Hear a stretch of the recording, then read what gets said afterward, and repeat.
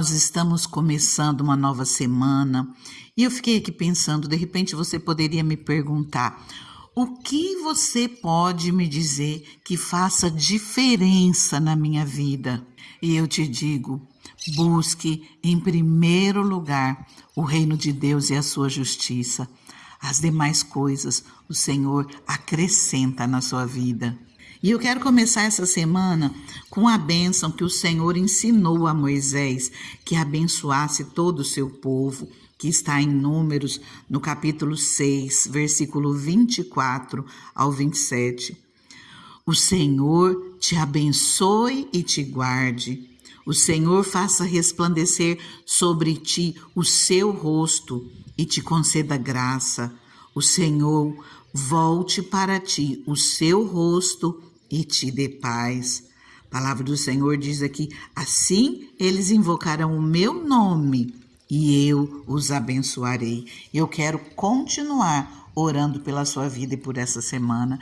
Que a bênção de Deus esteja na tua vida, na tua família, nas tuas finanças, nos teus negócios, em todos os teus caminhos, em tudo aquilo que leva o teu nome. Que a bênção de Deus esteja contigo em todos os dias dessa semana que se inicia, te abrindo caminhos, te dando força, te dando ânimo, te dando sabedoria, confirmando as obras das tuas mãos, te colocando sempre nos caminhos e na vontade do Senhor acima de tudo, porque a vontade dele é boa, perfeita e agradável.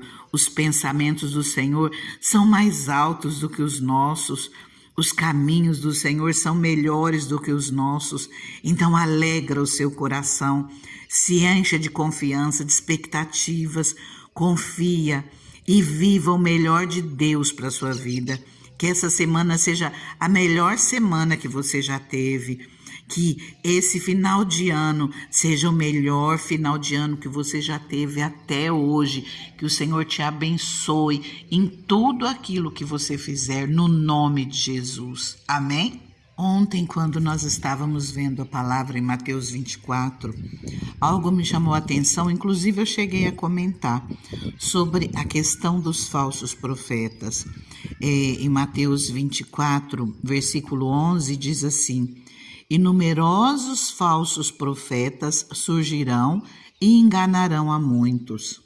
No versículo 24, repete: pois aparecerão falsos cristos e falsos profetas que realizarão grandes sinais e maravilhas para, se possível, enganar os eleitos. Vejam que eu os avisei antecipadamente. Queridos, essas são palavras de Jesus. Jesus, ele nos diz que ele nos avisou antecipadamente sobre falsos profetas. Se nós formos procurar na Bíblia o tanto que fala sobre falsos profetas, nós vamos ver que a Bíblia está cheia delas. A Bíblia, ela nos alerta sobre os falsos profetas. E aí, o que nós podemos fazer? Nós vamos evitar a Deus porque existem falsos profetas? Deus vai pagar conta por causa desses homens que estão aqui na terra? Deus, ele não fica nos cobrando a cada passo que nós damos, a cada coisa errada que nós fazemos. Deus não fica nos cobrando no nosso dia a dia. Vai chegar o momento em que cada um de nós vamos pagar por tudo aquilo que nós fizemos. E tem horas que o Senhor estende a mão também, e lá de vez em quando nós vemos que o Senhor entra com providência em algumas situações, que ele já julga aqui mesmo. Mas isso não é algo comum. Em Gálatas 6, versículos 7 e 8 diz assim: não se deixe enganar, de Deus não se zomba, pois o que o homem semear, isto também colherá. Quem semeia para a sua carne, da carne colherá destruição, mas quem semeia para o Espírito, do Espírito colherá a vida eterna. Não tem como o ser humano enganar a Deus. Tudo aquilo que ele fizer, ele vai colher. Mesmo que nós não consigamos ver pessoas pagando ainda nessa vida, que pagam pagam. É só nós observarmos o fim daqueles que praticam coisas erradas. São fins tristes, mas ainda que nós não vejamos, nós sabemos que a colheita não será boa. Em Mateus 23, Jesus fala de homens que dizem ser homens de Deus que não o agradam. Desde o primeiro versículo diz assim, ó: Então Jesus disse à multidão e aos seus discípulos: Os mestres da lei, os fariseus, se assentam na cadeira de Moisés. Obedeçam-lhe e façam tudo o que eles lhe dizem, mas não façam o que eles fazem, pois não praticam o que pregam. Eles atam fardos pesados e os colocam sobre os ombros dos homens, mas eles mesmos não estão dispostos a levantar um só dedo para movê-los. Tudo o que fazem é para serem vistos pelos homens. Só nisso eles já ganharam o seu galardão, né? Versículo 13. Ai de vocês, mestres da lei e fariseus hipócritas, vocês fecham o reino dos céus diante dos homens, vocês mesmos não entram, nem deixam entrar aqueles que gostariam de fazê-lo. Ai de vocês, mestres da lei e fariseus hipócritas, vocês devoram as casas das viúvas e para disfarçar fazem longas orações. Por isso serão castigados mais severamente. Ai de vocês, mestres da lei e fariseus hipócritas, porque percorrem terra e mar para fazer um convertido. E quando conseguem, vocês o tornam 2 vezes mais filho do inferno do que vocês.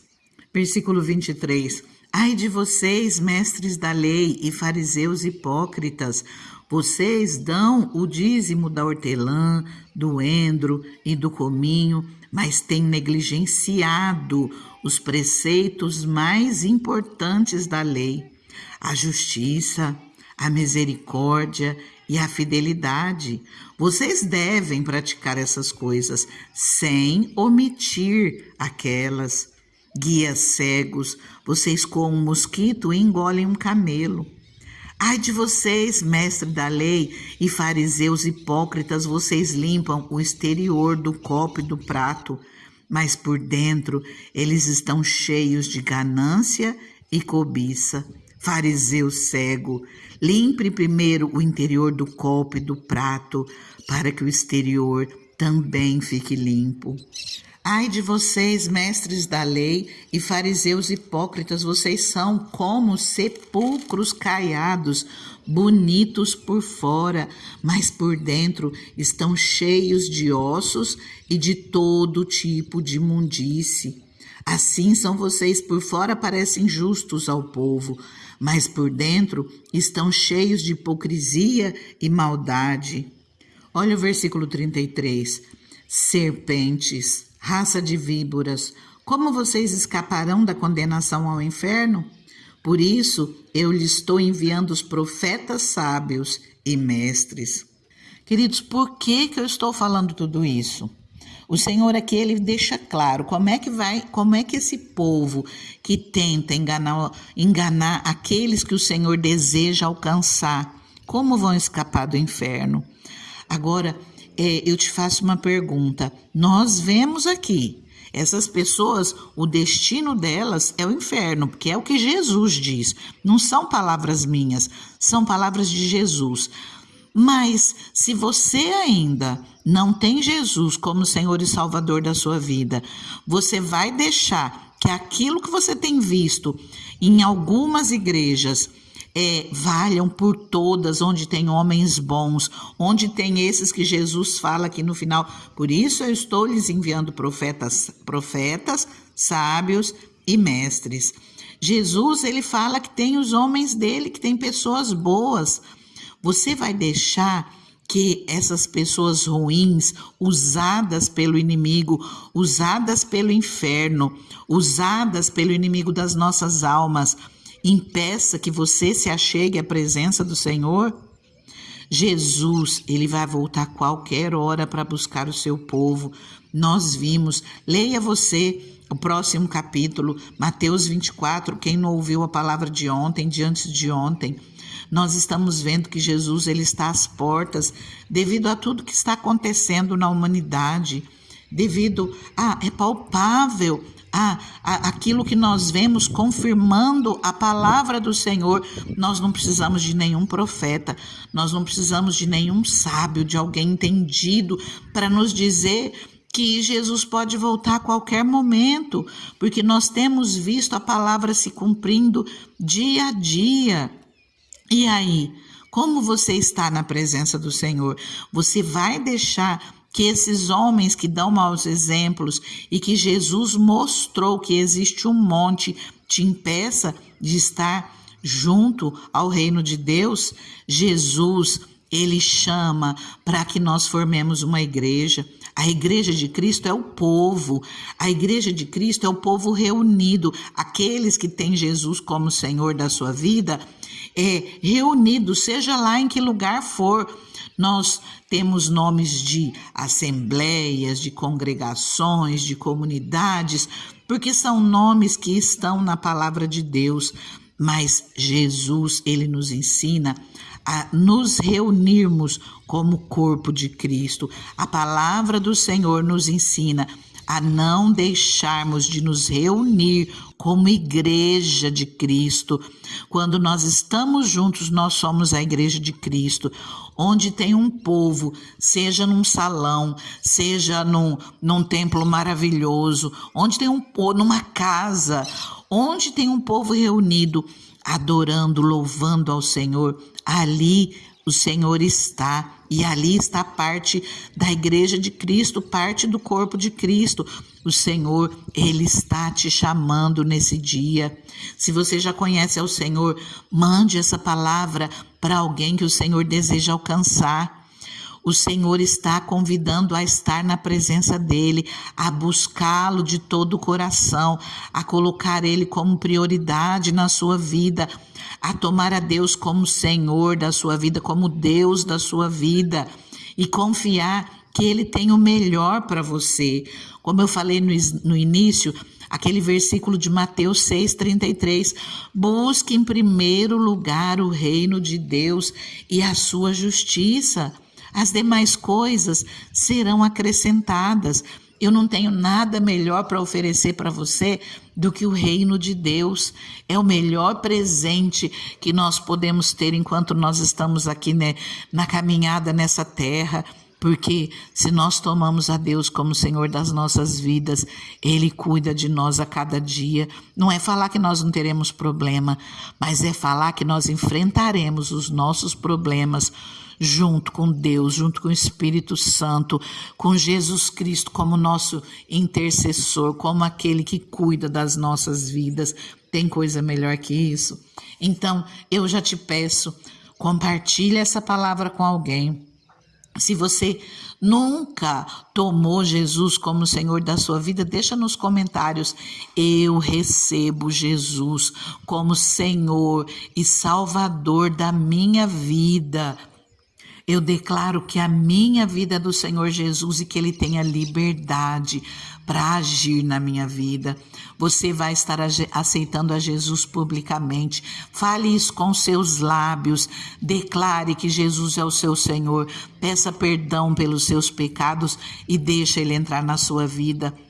Confia, essas não são palavras para receber comentários, para aumentar visualizações de jeito nenhum. Isso é o melhor que eu posso falar para que o Senhor faça na sua vida, que o Senhor transforme a sua vida, a sua história. Confia, eu não estou falando de qualquer um, eu estou falando de Jesus Cristo. Confia, peça para que o Senhor entre, peça para que Ele opere na sua vida e creia. O Senhor é maravilhoso, o Senhor é bom. Eu convido você a começar orando comigo e a continuar. Deus soberano, Deus maravilhoso, nós já entregamos, Pai, essa nova semana nas Tuas mãos. Senhor, eu entrego essa vida nas Tuas mãos, Pai. Seja ela, Senhor, essa que já te conhece há tanto tempo, ou que te conhece mais ou menos, ou essa, Pai, que está tomando o Senhor como Salvador da sua vida, como Senhor da sua vida nesse momento. Eu te peço, Pai, Abençoa essa vida, perdoa os pecados, Senhor. Apaga, Senhor, todos os seus erros, as suas iniquidades e traz um novo tempo, uma nova história, Senhor.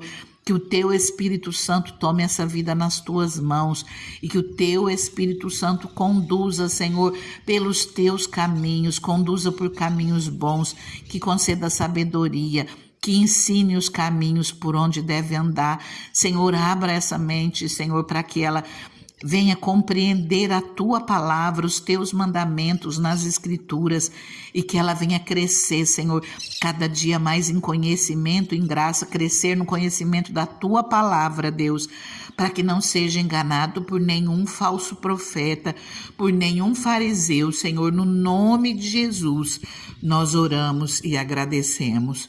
Amém? Fica com Deus, fica na paz, continua orando que a sua semana seja maravilhosa, no nome de Jesus.